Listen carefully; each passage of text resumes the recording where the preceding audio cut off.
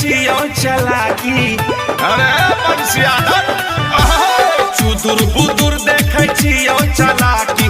Video बनाबै छी सैट के, अरे फोटो खिंचाबै छी सैट के। अरे बुझेबी तब न बुझबै। आहो डीजे पर नचै छै भैया के साली, कमर में ओढ़नी लपेट के। डीजे पर नचै छै भैया के साली, कमर में ओढ़नी लपेट के।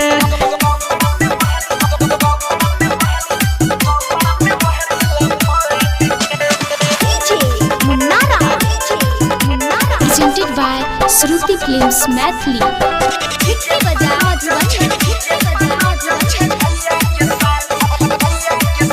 अरे ललकी फराक वाली नाचे छो सुपर, वीडियो बना के डाली दही यूट्यूब पर।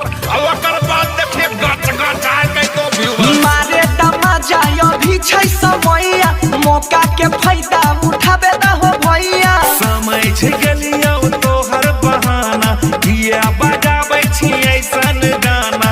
लागल छी तखनी से डट के। डीजे पर नचै छै भैया के साली, कमर में ओढ़नी लपेट के। डीजे पर नचै छै भैया के साली, कमर में ओढ़नी लपेट के। मार दो न तखनी ओकर बाद लपेट लपेट के हमरा ने बोले लइगा।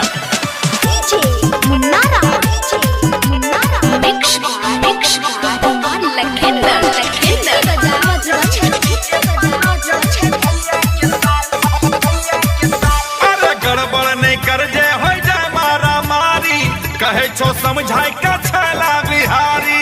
अरे गोली चलबही तेरे पूर्वक।